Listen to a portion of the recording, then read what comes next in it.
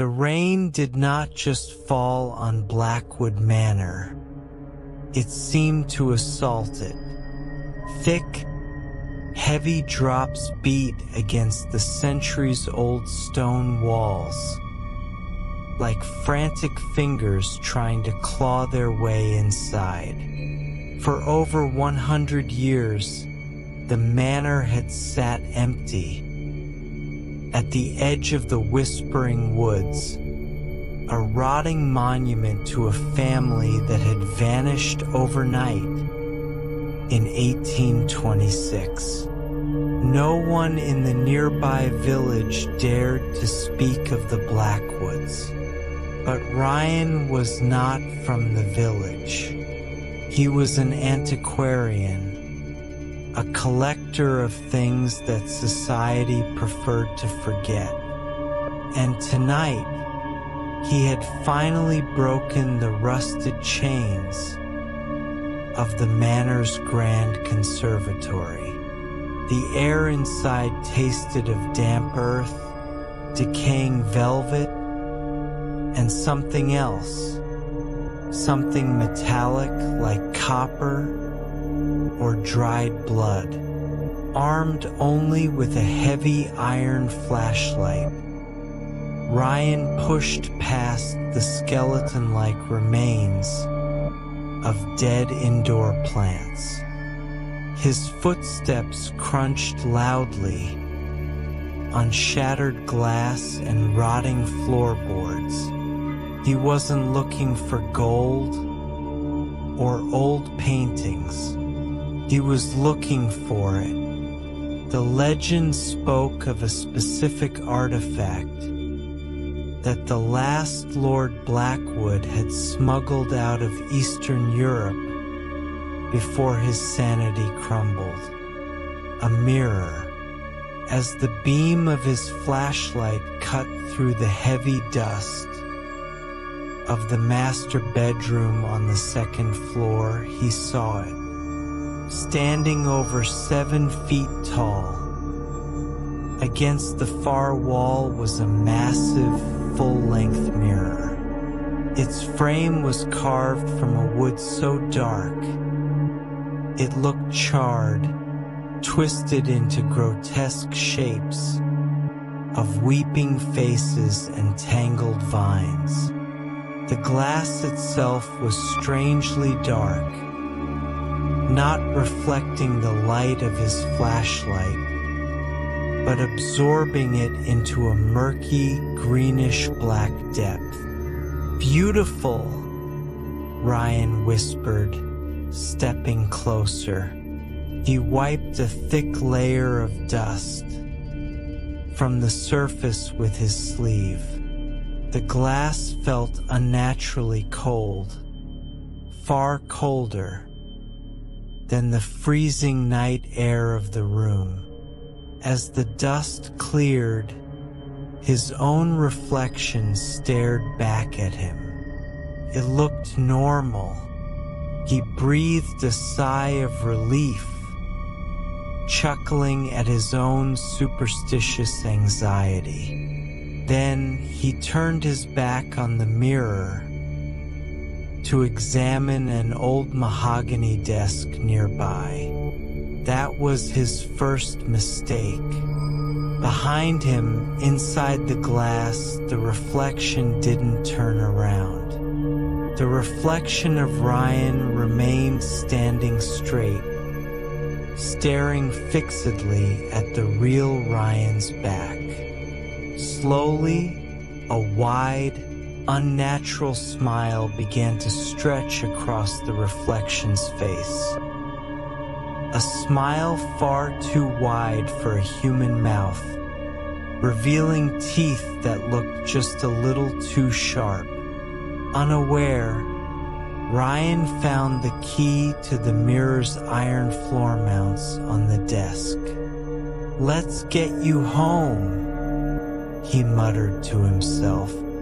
By 12 noon the next day, the mirror was installed in the hallway of Ryan's isolated suburban house. It stood directly opposite his bedroom door.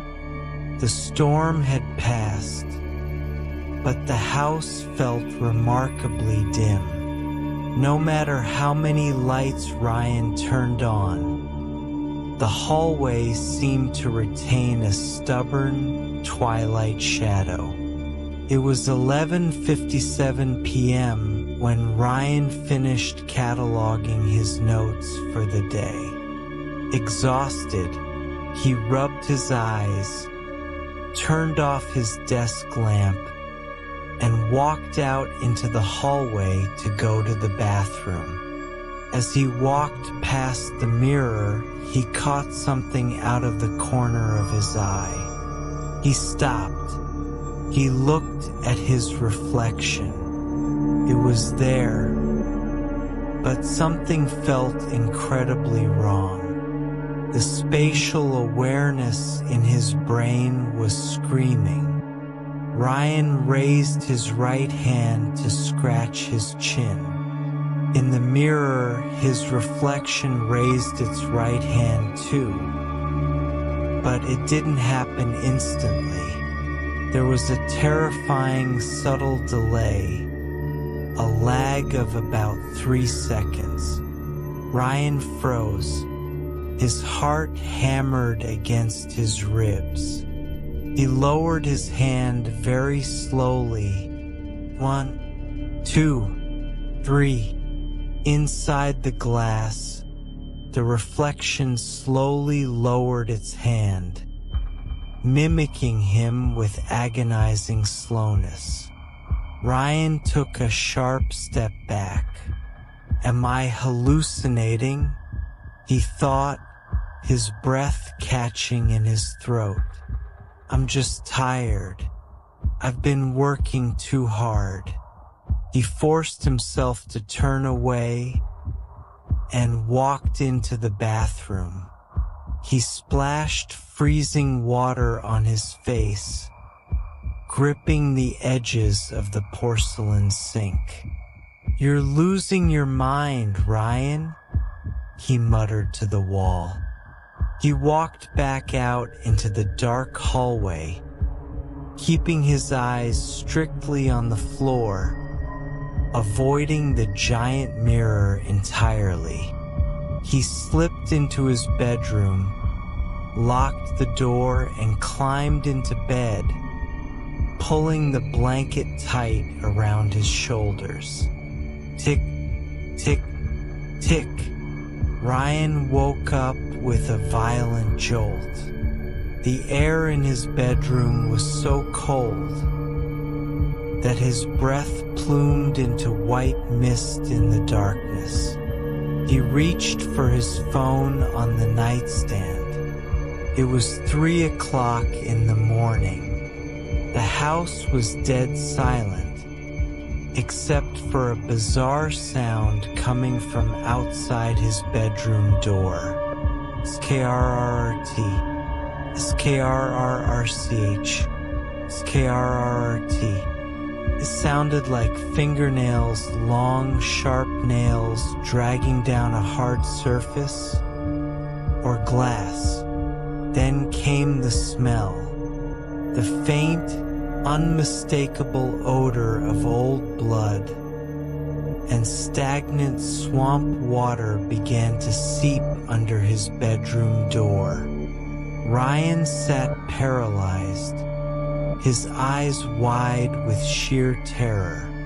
The scraping sound stopped, and then, from the other side of the locked door, in the empty hallway where only the mirror stood, a voice whispered.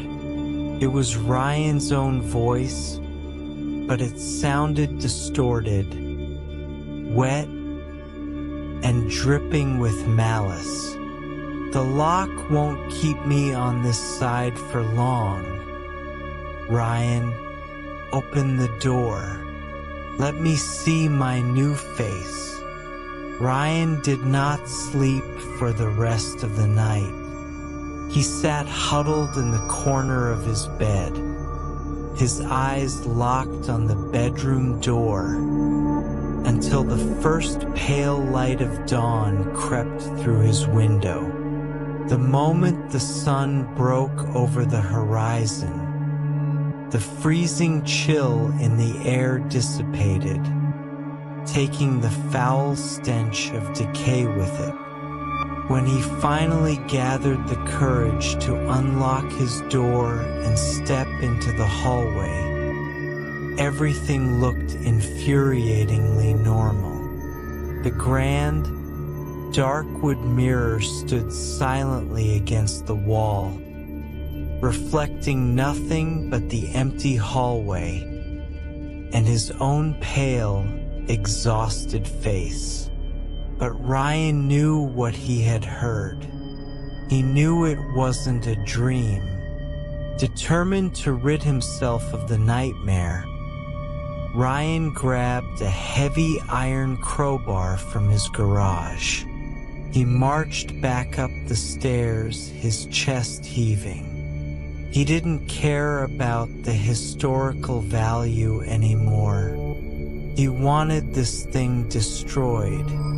He stopped in front of the mirror, raised the crowbar high above his shoulder, and smashed it forward with all his strength.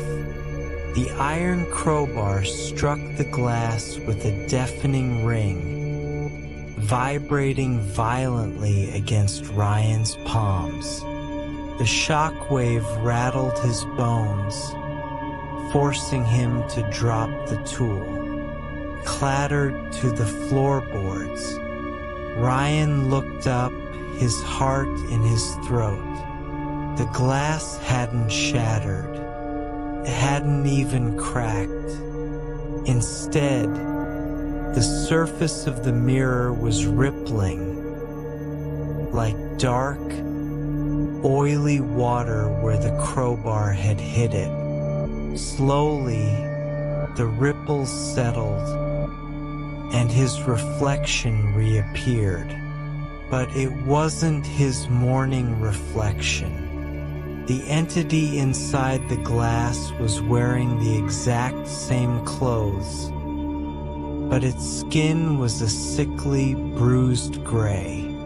Dark, ruptured veins webbed across its throat, and its eyes, its eyes, were entirely black, void of any iris or sclera. The entity smiled, its jaw unhinging slightly further than a human jaw ever should, and slowly tapped its own fingernail against the inside of the glass. Top, top, top. The sound echoed through the silent house. Terrified, Ryan stumbled backward, threw some clothes into a duffel bag, and fled the house. He needed answers, and there was only one place to find them. Ryan drove frantically to the local historical archive, a dusty, forgotten building run by an elderly librarian named Mr. Abernathy. Ryan had used the archive before to research the manor, but he had ignored the deeper, darker folklore. Not anymore. "Ah, Ryan," Mr. Abernathy said, looking up from his desk. "You look like you've seen a ghost." "Worse?" Ryan gasped, dropping a stack of old Blackwood family papers onto the table.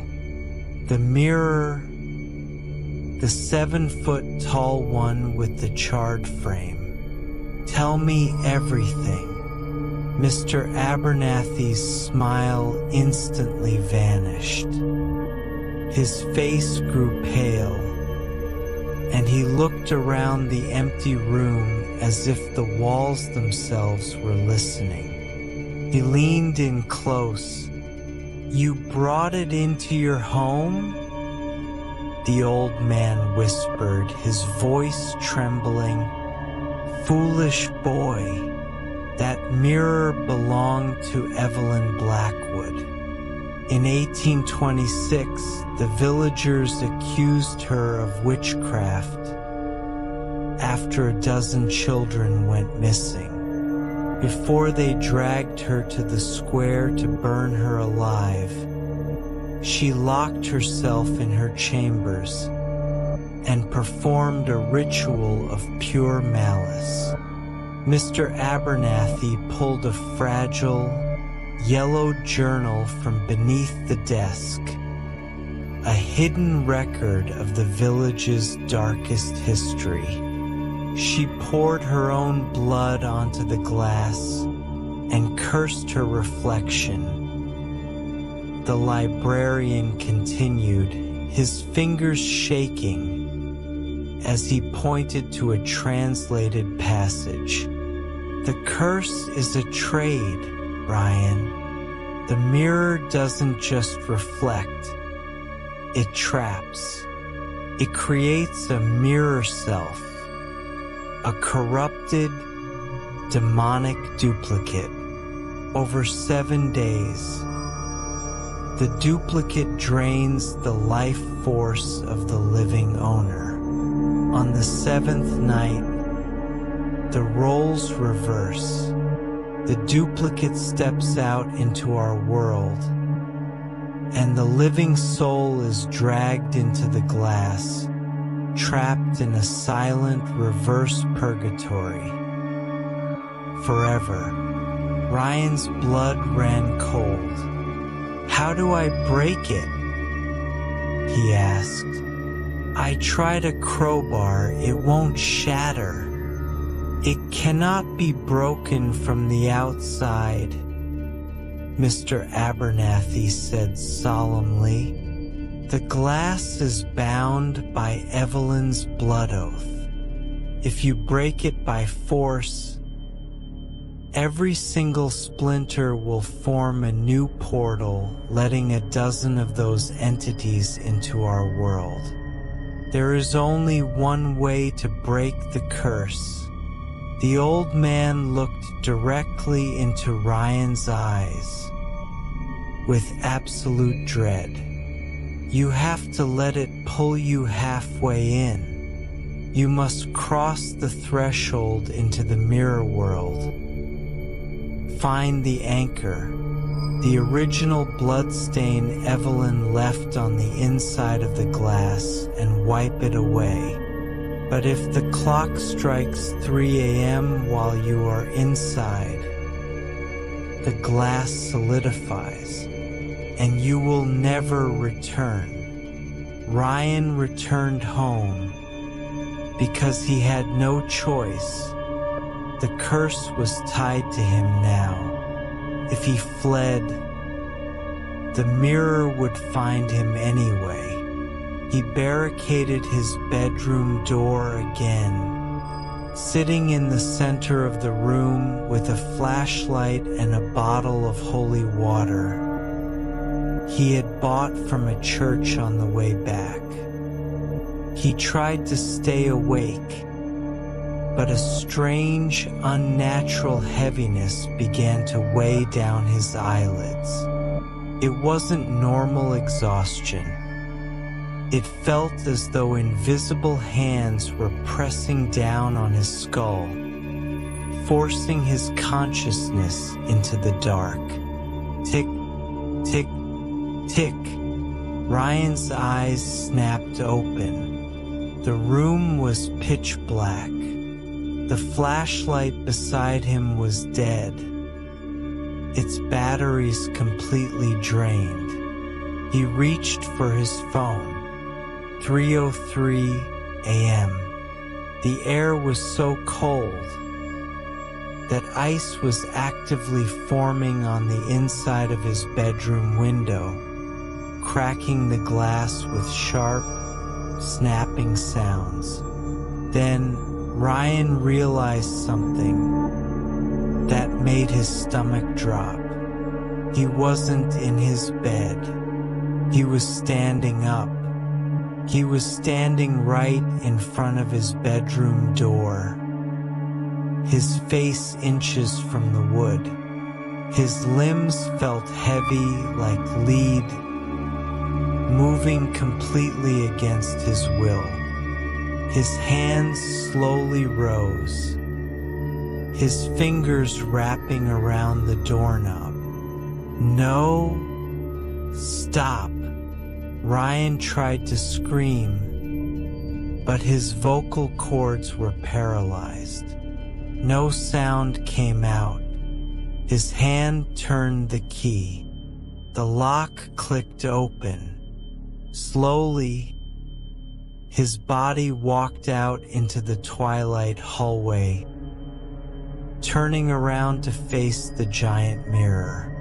The entity inside was waiting for him. It was standing right at the edge of the glass, its face pressed against the surface from the inside. But the terrifying part was the environment behind the entity. In the mirror's reflection, Ryan's house was completely ruined. The walls were covered in dripping, black slime. Skeletal remains lay scattered across the reflected floor, and the grandfather clock in the reflection was spinning violently backward. The entity raised its gray, rotting hand and placed its palm against the glass. Against his own will, Ryan's living hand rose up and placed his palm directly against the entity's palm, separated only by the cold sheet of glass. Suddenly, the glass didn't feel solid anymore. Felt like freezing liquid. The entity's fingers wrapped tightly around Ryan's wrist. With a sickening, wet pull, Ryan's hand was dragged into the mirror. The sensation of crossing the threshold was like plunging into a pool of liquid ice. A violent, sickening pull wrenched Ryan's arm deeper into the glass. The gray, rotting fingers of his mirror self gripped his wrist with impossible, crushing strength. Ryan gasped, but instead of air, a taste of metallic copper and stale ash filled his lungs. With one final, brutal tug, the entity pulled Ryan completely through the surface. He fell hard onto the floorboards, coughing violently. The impact felt real, but the sound it made was hollow, like an echo trapped inside an empty coffin. Shaking, Ryan stood up and looked around.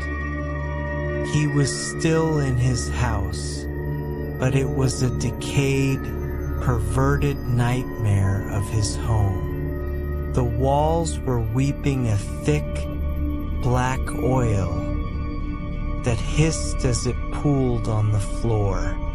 The air was thick with the suffocating stench of stagnant swamp water and burning flesh.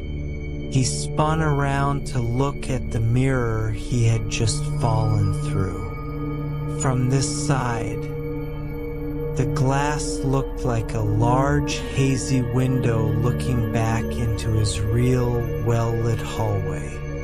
And standing right there on the living side of the glass was the entity.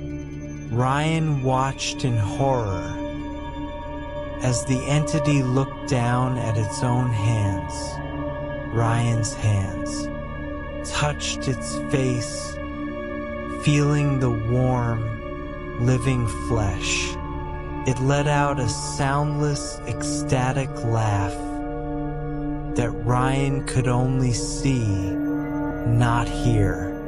The creature was adjusting to its new skin. Tick, tick, tick. A deep, echoing chime reverberated through the floorboards. Ryan looked up at the reflected grandfather clock. 3:15 a.m. The hands were spinning backward at an alarming speed. He remembered Mr. Abernathy's warning. If the clock strikes 3 a.m. while you are inside, the glass solidifies. You will never return, because time inside the mirror moved backward. He didn't have until 4 a.m. He had until the clock spun backward to 3 a.m., and that was all the time he had. He had less than 15 minutes before he was trapped forever. The anchor, Ryan whispered to himself, his voice sounding flat and lifeless in this dead realm. Evelyn's bloodstain. It has to be on the inside of the frame. He rushed toward the mirror, reaching out to touch the dark, charred wood from the inside. But as his fingers neared the frame, the carved faces on the wood suddenly came alive. The wooden eyes rolled to look at him, and the carved mouth stretched open, letting out a deafening collective shriek. Lover of the dead, flesh for the glass, the frame screamed. Suddenly, the shadows in the corners of the mirror hallway began to detach themselves. They twisted and elongated into grotesque, spider-like silhouettes with long skeletal limbs. Evelyn Blackwood's previous victims. They crawled along the ceiling and walls, their hollow eyes locked onto Ryan. Panicking, Ryan scrambled away as a shadow creature lunged at him, its razor-sharp claws missing his throat by inches. He ran down his corrupted hallway, dodging the weeping walls, desperately scanning the frame of the mirror from a distance.